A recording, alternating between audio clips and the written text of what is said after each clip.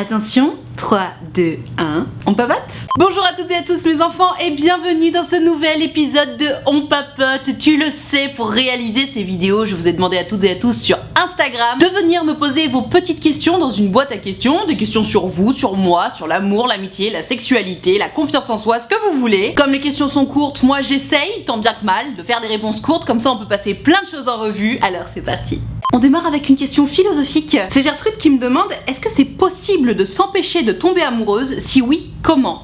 Vous avez 4 heures. Non mais c'est vrai ça, c'est une vraie question et d'ailleurs je me souviens d'y avoir énormément réfléchi quand j'étais au lycée. Parce que tu sais, finalement c'est vrai, on se dit tout le temps non mais les sentiments ça se contrôle pas, etc. Mais en réalité, si tu peux pas contrôler tes sentiments, ce que tu peux contrôler c'est combien de temps tu passes avec qui. Et du coup, quelque chose me dit que si tu sens que naturellement t'es attiré par quelqu'un, que tu vas rapidement développer des sentiments, tu sais tu le sens ça, si tu vas développer des sentiments, si tu vas t'attacher à cette personne ou pas. Donc à la question, est-ce qu'il est possible de s'empêcher de tomber amoureux ou amoureuse? Pour moi, mathématiquement, la réponse est possiblement oui, dans le sens où dès que tu chopes les signaux en mode ouh là là là, cette personne, je sens que je vais m'accrocher à elle, tu coupes immédiatement le contact, t'arrêtes de la voir, t'arrêtes de lui parler, t'arrêtes tout en fait. Et du coup, forcément, tous ces sentiments vont mourir dans l'œuf. Maintenant, c'est toujours pareil, c'est beaucoup plus facile à dire qu'à faire. Mais si, parce que Gertrude elle m'expliquait dans une autre question juste avant qu'elle se rendait compte qu'elle était en train de tomber amoureuse de la mauvaise personne, si tu sais que c'est pas la bonne personne pour X ou Y raison, hein, mais c'est très facile hein, de se rendre compte qu'on est en train de tomber amoureux ou amoureuse même si c'est pas la bonne personne. Tout simplement parce qu'on n'a pas les mêmes valeurs, on n'a pas les mêmes envies, on n'a pas les mêmes rythmes de vie, on n'a pas la même vision du couple, enfin tu vois, la même vision de l'avenir. C'est très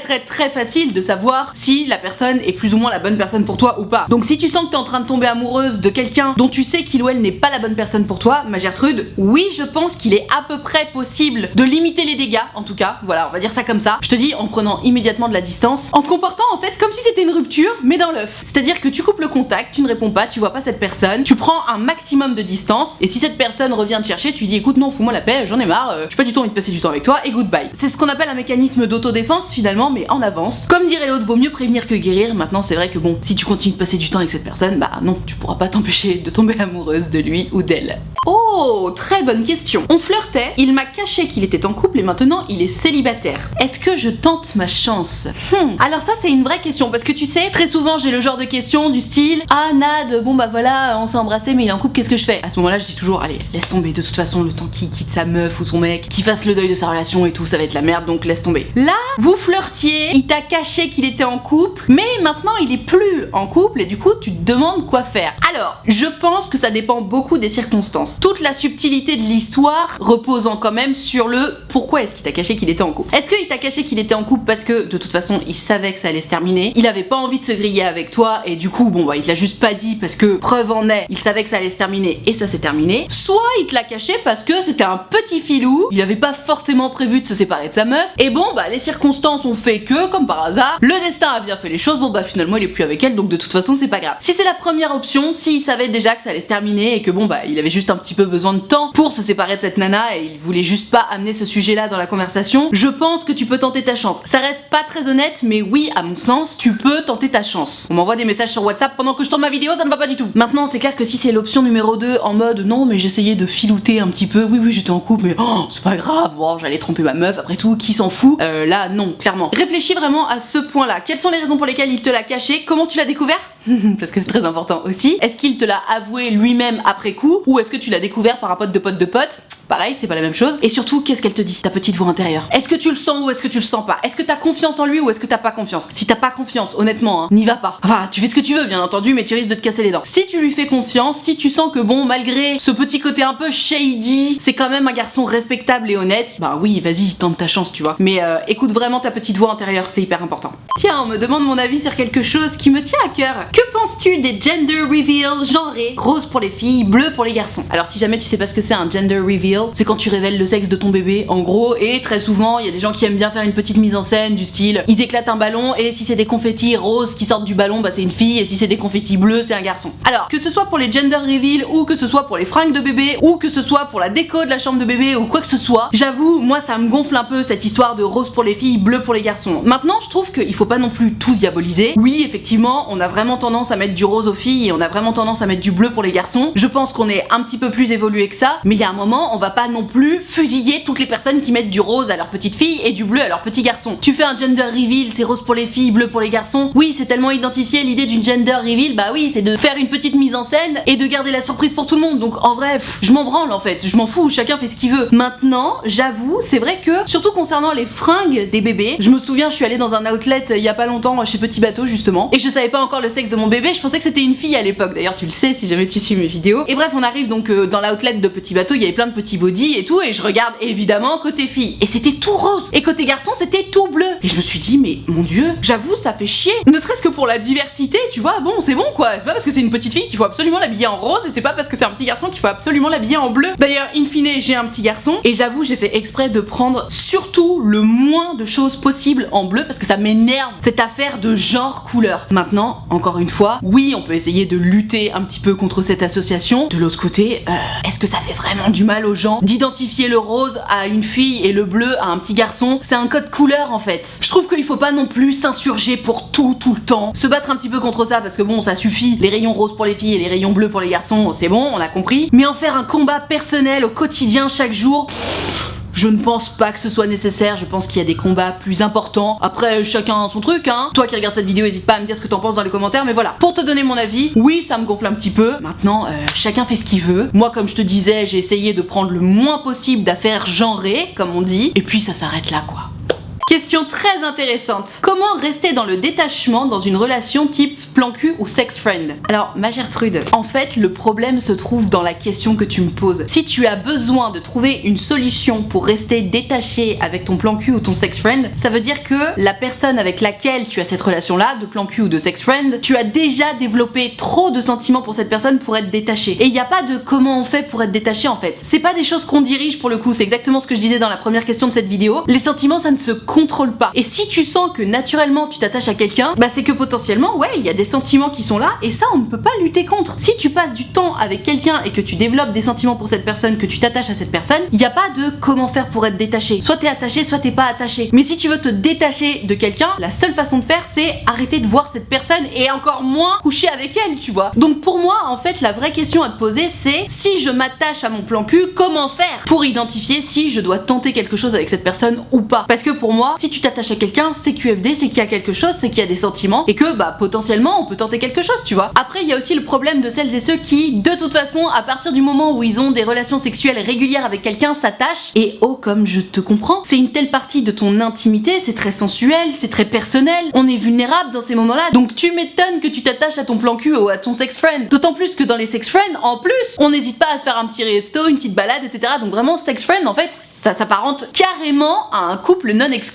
Parce qu'on a une relation en parallèle de confiance, d'amitié, de partage en fait, de beaucoup d'autres choses que juste le sexe. Donc ma Gertrude, si tu sens que tu t'attaches à ton plan cul ou à ton sex friend, peut-être que tu fais partie de ces gens-là qui vont s'attacher naturellement et facilement aux personnes avec lesquelles ils ou elles ont des relations sexuelles. Auquel cas, ben choisis bien tes plans cul, choisis bien tes sex friends. Ou peut-être même que t'es juste pas faite pour avoir des plans cul ou des sex friends. Peut-être que bon bah tu t'attaches tellement vite que il vaut mieux pour toi bien choisir la personne avec qui tu vas t'envoyer en l'air, être sûr que cette personne, in fine, elle veut elle aussi du sérieux et puis voir comment ça se passe, tu vois. Mais à mon sens, hein, encore une fois, si t'es pas d'accord, n'hésite pas à me le dire dans les commentaires et à le dire surtout à Gertrude parce que moi c'est pas mon problème. Je ne pense pas qu'il existe de solution pour rester détaché face à quelqu'un si on était de toute façon prévu pour s'attacher à cette personne. Encore une fois, pour moi c'est quelque chose qu'on ne contrôle pas et le seul moyen de contrôler ça, je te dis, c'est d'arrêter de voir la personne. Donc soit tu kiffes ta relation plan cul ou sex friend et puis bon bah dès que tu sens que tu t'attaches, hop tu te casses. Soit tu sais que t'es incapable de ne pas t'attacher, auquel cas ben peut-être qu'encore une fois ce genre de relation n'est pas fait pour toi. Je discute avec quelqu'un et tout le monde veut nous mettre ensemble, c'est oppressant. Et oui ma Gertrude, d'où l'intérêt de pour vivre heureux, vivons cachés. C'est une erreur de débutant hein, qu'on fait très souvent lorsqu'on est au collège, au lycée. On commence un petit peu à comprendre à la fac. À partir du moment où tu commences un peu à discuter avec quelqu'un, que c'est sympa et tout, la pire erreur au monde, c'est d'en parler à tout le monde. Parce que l'enfer c'est les autres. À partir du moment où tu mets dans les mains d'autres gens que toi, ou que tes amis très proches, hein, une histoire qui te tient à cœur, les gens ont besoin de fourrer leur fucking nez dans tes affaires. Pourquoi? Parce qu'il se passe rien dans leur vie à eux, ça les divertit. Sans doute qu'en plus ils peuvent être animés de très bons sentiments. Peut-être que leur but c'est vraiment de vous rendre heureux. Mais si toi tu me dis que c'est oppressant, c'est que clairement ça fonctionne pas en fait. Donc ma Gertrude, si tu veux un bon conseil pour tes histoires prochaines, ou même peut-être pour cette histoire-là, arrête d'en parler à tout le monde. Pour vivre heureux, vivons cachés. Fais tes petites affaires dans ton coin. Tout le monde n'a pas besoin de savoir avec qui tu parles et quand, ni à quelle fréquence. Donc tu sais quoi, les gens qui veulent vous mettre ensemble, tu fais d'accord, tu laisses pisser un petit peu et surtout tu arrêtes de raconter tes histoires à tout le monde. Tu racontes à ta meilleure amie, à ton meilleur ami si tu veux, à tes parents, tes cousins, tes frères et sœurs, mais ne raconte pas à tout le monde. Parce que si tu racontes à tout le monde, si tu mêles tout le monde à tes histoires, tu ne peux plus te plaindre que tout le monde se mêle de tes histoires du coup, puisque c'est toi qui as mêlé tout le monde à tes histoires. Tu vois le délire? Pour vivre heureux,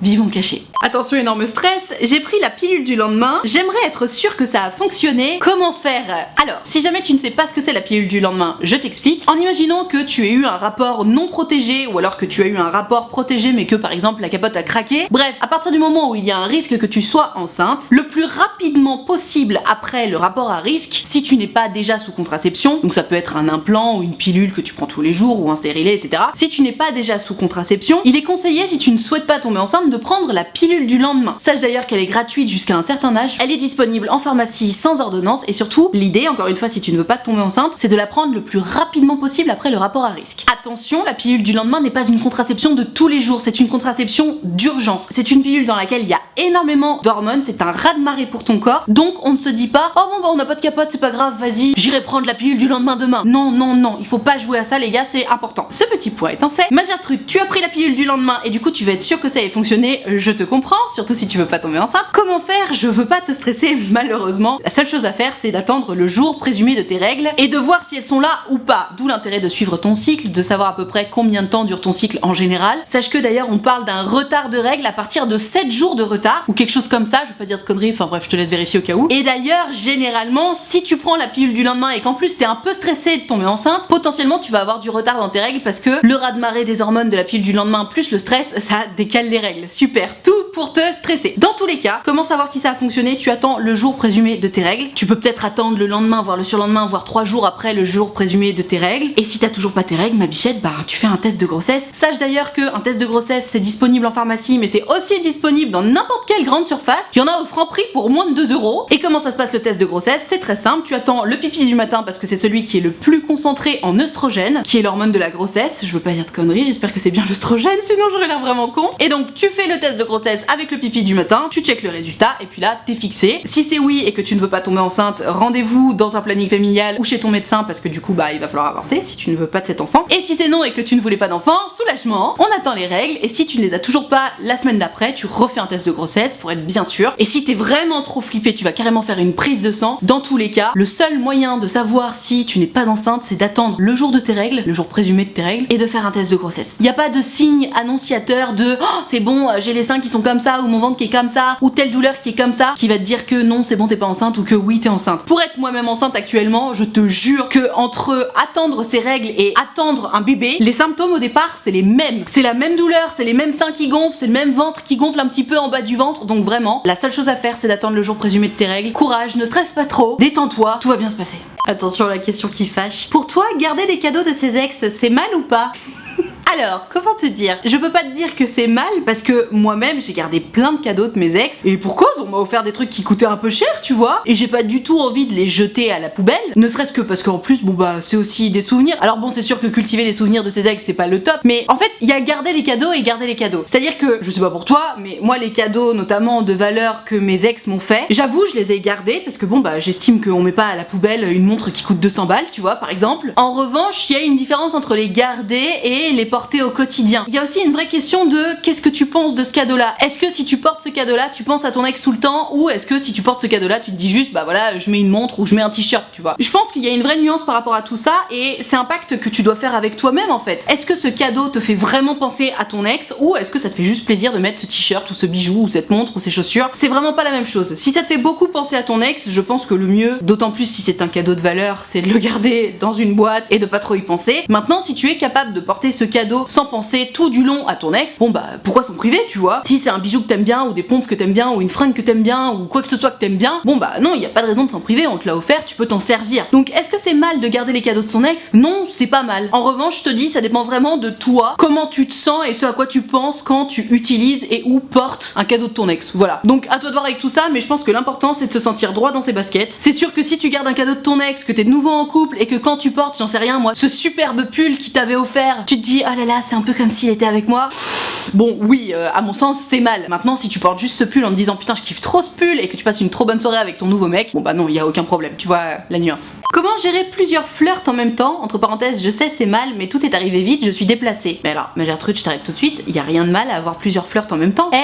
T'es pas en couple, t'as rien promis à personne. On a le droit de flirter avec qui on veut et quand on veut, quand on est célibataire. T'es célibataire, t'es libre hein ma belle, y a rien de mal, au contraire. Comme je le dis souvent, t'as le droit de courir plusieurs chevaux en même temps, merde. Attends, l'exclusivité c'est pour le couple, c'est quand on s'est promis des choses, tu promets rien à personne, tu fais ce que tu veux. Donc déjà, premièrement, comment gérer plusieurs flirts en même temps? Tu t'enlèves cette idée de culpabilité de la tête, tu ne fais rien de mal. Et pourquoi tu ne fais rien de mal? Très simplement parce que tu n'as rien promis à personne. Premier point. Deuxième point, comment gérer plusieurs flirts en même temps? Bah j'ai envie de te dire, il s'agit d'être organisé, c'est un peu comme si tu me posais la question de comment gérer plusieurs amis que j'ai grave envie de voir en même temps. Bah toi-même tu sais comment tu fais. Un soir tu proposes à Germaine, l'autre soir tu proposes à d'autres copines, et puis voilà, et puis tu roules, et puis tout se passe bien, tu vois. Bah c'est exactement pareil avec tes crushs, enfin avec tes flirts du coup. Un soir tu proposes à l'un, le lendemain tu proposes à l'autre, et puis d'ailleurs le fait de les voir séparément, évidemment, mais l'un après l'autre, et de passer du temps de qualité avec l'un puis avec l'autre, et ben ça te permet aussi de préciser ton choix quelque part, parce que on va pas se mentir, si t'as plusieurs flirts, c'est que bon bah j'imagine que tu cherches l'amour, évidemment tu vas pas sortir avec les deux en même temps, donc il s'agit un petit peu de savoir lequel a l'air de mieux correspondre à tes attentes et à tes besoins. Donc comment tu fais pour gérer? C'est très simple, tu passes du temps avec l'un, tu passes du temps avec l'autre, ou avec même le troisième ou le quatrième ou le cinquième, je ne sais pas comment ça se passe dans ta vie, et puis sonde simplement ce qui se passe en toi, comment tu te sens, avec qui tu te sens le mieux, qui est-ce qui a l'air de correspondre le mieux à ce que tu recherches, à tes besoins, à tes attentes, et puis en fonction, bah tu te diriges un petit peu. Et tu sais quoi, t'as même le droit de goûter. Tu peux passer une nuit avec l'un, puis avec l'autre, puis avec le troisième, puis avec le quatrième, tu vois comment ça se passe, et puis tu choisis ton préféré quoi, y a pas de problème avec ça hein. Encore une fois, tant que tu n'as rien promis à personne, tu fais ce que tu veux. Aïe aïe aïe, je crois avoir rencontré mon âme sœur, mais il n'est pas prêt à être en couple. Alors ça, c'est merveilleux. Tu sais, moi quand il y a quelqu'un qui me parle d'âme sœur, de destin, de signes, de trucs un peu comme ça, tu sais, spirituels, attention, hein, je ne crache pas dessus du tout, parce que moi-même je suis assez connectée à ces trucs-là, mais en fait, il y a un moment, faut être logique. Si c'était ton âme sœur, il serait prêt à être en couple. Tout simplement parce que ton âme sœur, enfin en tout cas c'est ma définition, hein, mais pour moi ton âme sœur, c'est vraiment la personne que tu rencontres et ça fait ch'toum, et plus jamais vous vous quittez, tu vois, plus jamais vous vous lâchez. Pourquoi? Parce que ton âme sœur, en tout cas dans ma définition, c'est vraiment quelqu'un avec qui les choses sont simples, évidentes et tout de suite. Donc dans la phrase j'ai rencontré mon âme sœur, mais déjà à partir du moment où il y a un mais, oublie l'idée que c'est ton âme sœur. Et surtout si le mais c'est mais il ne veut pas se mettre en couple. Dans ce cas, c'est juste pas ton âme sœur ma chérie. Et pourquoi tu te racontes ça d'ailleurs? Pourquoi t'as besoin de te dire que c'est ton âme sœur? Je vais te dire pourquoi. Tout simplement parce que malgré le fait qu'il ne veuille pas de toi, tu as besoin d'établir un lien indéfectible avec lui. Et du coup la seule chose que t'as trouvé comme lien indéfectible malgré son refus de sortir avec toi, c'est de te dire ah mais c'est pas grave, je suis sûre c'est mon âme sœur. Et c'est terrible parce que c'est hyper vicieux en fait de faire ça. C'est vicieux parce que toi tu te racontes des histoires, du coup t'y crois et t'arrives pas à t'en défaire. Donc arrêtez avec ce délire de oh mais j'ai rencontré mon âme sœur mais malheureusement ça ne le fait pas, mais je suis sûre que cette personne c'est mon âme sœur donc j'y crois. Non, si ça le fait pas, seuls les résultats comptent. Ce n'est pas ton âme sœur. Ton âme sœur, si tu rencontres cette personne un jour, ce sera simple avec elle. Il y aura pas de ah mais c'est mon âme sœur mais il veut pas se mettre en couple avec moi mais je suis sûre que c'est mon âme sœur du coup il faut absolument qu'on se mette ensemble. Non, non et non. Il faut arrêter de se raconter des histoires. Tu rencontres quelqu'un, la personne te plaît, si tu lui plais aussi et qu'elle a envie aussi de la même chose que toi, c'est trop cool. Et si elle a pas envie de la même chose que toi, tant pis et on passe à autre chose. Y a pas de elle veut pas la même chose que moi, mais je suis sûre qu'on a un lien particulier de l'au-delà, de trucs de machin. Stop, ça c'est du bullshit. Ton âme sœur, c'est la personne avec laquelle ça va bien se passer de A à Z, tout simplement parce que c'est la définition des âmes sœurs. En tout cas, c'est la mienne. Après, peut-être encore une fois que on a des définitions différentes. Mais quoi qu'il en soit, arrête de te raconter des histoires avec le délire de non mais on est connecté, on a un truc et tout. Parce qu'en fait, non seulement c'est du bullshit, mais en plus c'est juste des histoires que tu te racontes pour passer outre ta déception de ne pas pouvoir sortir avec cette personne et du coup pour te raccrocher à quelque chose. En fait, il y a tellement pas d'espoir que tu l'inventes. Stop, stop, vraiment. Toi qui regardes cette vidéo, n'hésite pas à me dire ce que t'en penses dans les commentaires. Mais pour moi, il faut arrêter de se raconter des histoires parce qu'en fait, tu te fais du mal en faisant ça. Tu joues contre toi-même, tu refuses de voir la réalité en face. Et ça, c'est jamais bon hein, de refuser de voir la réalité en face. Donc courage, ma Gertrude, oublie ce délire de c'est mon âme sœur et passe à autre chose. Il veut pas la même chose que toi, next, ok?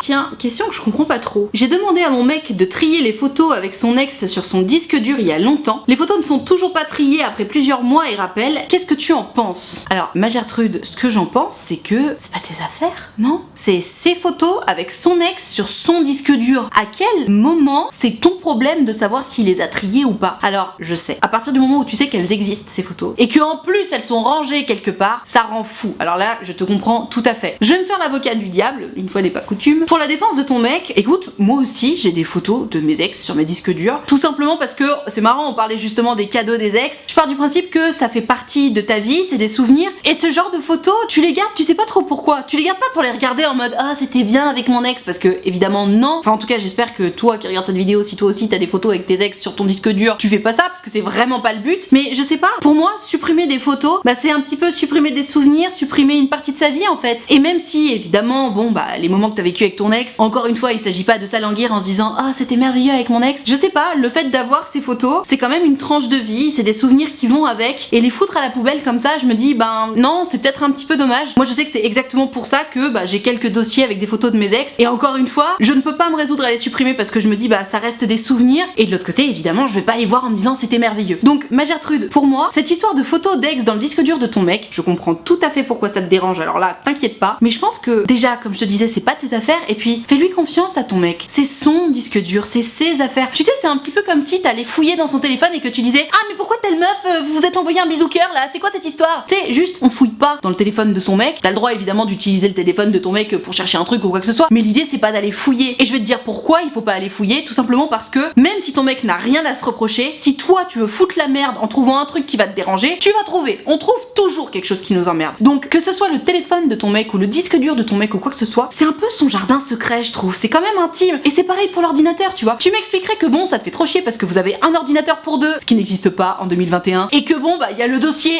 ex sur le bureau et que tu le vois tout le temps et que ça te casse les couilles, je dirais oui bon effectivement il pourrait faire un effort. Mais bon là c'est son disque dur, c'est ses photos, c'est ses souvenirs, c'est son problème, et encore une fois, qu'est-ce que ça peut te foutre qu'il aille les trier ou pas quoi.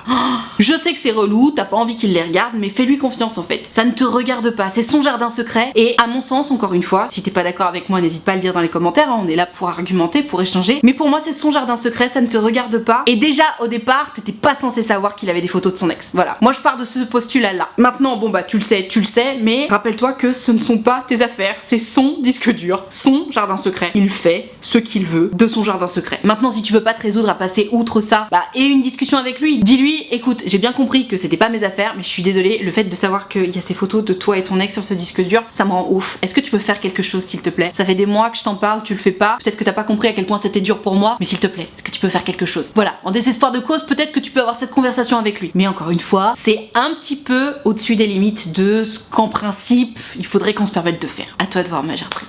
Voilà, je vais m'arrêter là pour ce On Papote, j'espère que ça t'a plu, j'espère que ça t'a intéressé. Si t'as kiffé, n'hésite pas à mettre un pouce bleu, ça me fera plaisir. Tu peux bien entendu t'abonner à cette chaîne YouTube, ça me fera trop plaisir. Tu cliques sur le bouton s'abonner, c'est gratuit, ça prend moins d'une seconde. Pour pouvoir participer aux prochaines vidéos, tu le sais, depuis le temps, c'est sur Instagram que ça se passe, donc tu n'as qu'à venir me suivre, et surtout il faut que tu regardes mes stories, parce que c'est dans mes stories que je précise à quel moment je suis en train de préparer une vidéo, et c'est à ce moment-là qu'il faut m'envoyer ton histoire ou ta question, soit par message privé, soit dans la boîte à questions selon la vidéo. Donc je t'attends dès à présent sur Instagram. Et alors si t'es pas très branché Instagram, mais que t'as quand même envie de discuter avec moi en direct et en privé, surtout de ton histoire d'amour, d'amitié, de confiance en toi, de sexualité, de ce que tu veux, mais que ça ne passe pas en vidéo, donc figure-toi que c'est possible. J'ai créé un site internet qui s'appelle utilefutile.fr sur lequel tu peux prendre rendez-vous avec moi. Tu peux choisir de prendre un rendez-vous de 20 minutes ou de 45 minutes selon si ton histoire est longue ou pas, et tu peux choisir de me raconter tout ça à l'écrit, au téléphone ou en visio, selon ce que tu préfères, selon ce qui te met le plus à l'aise en fait. Dans tous les cas, si t'as envie de prendre rendez-vous avec moi mais que t'oses pas ou que t'as peur ou quoi que ce soit, sache que je suis évidemment très gentille et bienveillante, et surtout c'est toujours un grand plaisir pour moi de vous avoir en rendez-vous. Donc tu ne me déranges pas, et surtout tu n'hésites pas. utilefutile.fr, le lien est dans la barre de description. Je te rappelle également que l'option de souscription payante à ma chaîne YouTube est activée. Ce sont les abonnés de Diamant, tu le sais depuis le temps, ils sont là pour me soutenir. C'est la raison pour laquelle il y a une cotisation de 5 € par mois ou plus, hein. D'ailleurs si tu veux et que tu peux, n'hésite pas. Et moi, pour les remercier de tout ce soutien, je leur ai créé un groupe Facebook dans lequel on discute tous ensemble. Je leur fais régulièrement des lives Facebook exclusifs rien que pour eux, et tu l'auras compris, tout le monde est très gentil, très accueillant, très bienveillant. Donc pareil, si t'as envie de venir les rejoindre, surtout tu n'hésites pas, tu seras forcément bien accueilli puisque c'est la règle d'or des abonnés de Diamant. Tout ceci étant dit, merci infiniment d'avoir suivi cette vidéo en entier, et moi en attendant la prochaine vidéo, je te fais des très